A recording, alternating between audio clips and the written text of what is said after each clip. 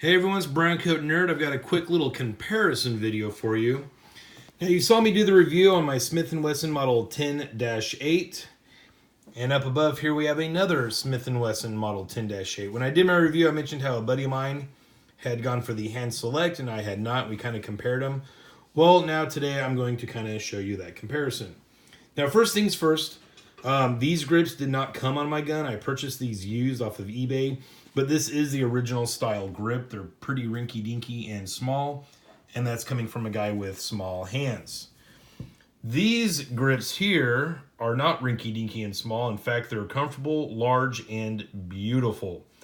And I was really tempted to get this larger grip. I spoke about this briefly in my review, but I kind of wanted to keep mine original, even though if you were on the police force and you had large hands, you would replace it with a larger grip. So, like this grip being on a police pistol isn't unauthentic. A lot of times they would switch to the larger grip or put Packmeyer grips on them.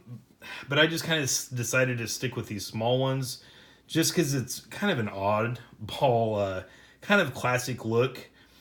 And I had not held these Model 10s with this grip yet. I could tell it was going to be comfortable, and I can confirm, holy crap, they are very, very comfortable. They're really nice grips, and I might break down and actually get the bigger ones for my Model 10. Another interesting factor here is both of these are made in 1981. 81 or 82? 81. Yeah. And one of the things I brought up briefly in my video is I spoke about how mine does not have a pin in the barrel. Although that book I showed you in my review of the video, it mentions that they stopped pinning the barrels in 82. These are 81s. Both of these are 81s.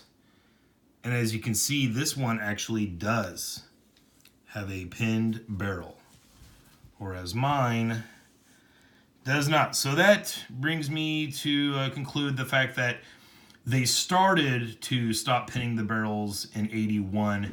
82 was probably the first full year that they did indeed actually pin the barrels.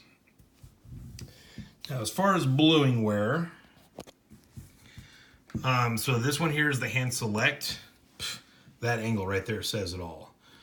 I know I've complained about hand select and whether I was wasting my money or not. I mentioned that, I'd seen this in pictures. I didn't have it available for when I did this review. But you can just see that hand select in this case definitely paid off. There's substantially more bluing on the left one, which is the hand select one, than the one that we have on the right. All right, I'm going to switch them. Excuse me. I'm going to switch them around now. So hand select is now on the right. Non-hand select is on the left. And obviously the hand select, it still definitely has some wear on it, but not nearly as much wear as the non-hand select. It's really obvious too on these cylinders here.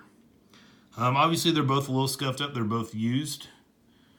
But yeah, I just kind of wanted to show you this. I know I've been complaining. I've been getting a lot of crap for it. Still don't know if I'm going to be comfortable, spending the extra money on hand select in the future from, any online retailer. But I also kind of wanted to show you I thought it was very interesting that this one had the pin barrel, even though these were made in the same year. So that's pretty much all I've got for you on this one. Just wanted to give you a comparison. Also wanted to show you how nice these can look with that larger grip on it. I mean, it almost makes the whole gun look larger with those grips. They do not even look like the same gun. It's a little bit crazy. But yeah, that's it, guys. Hope you enjoyed this.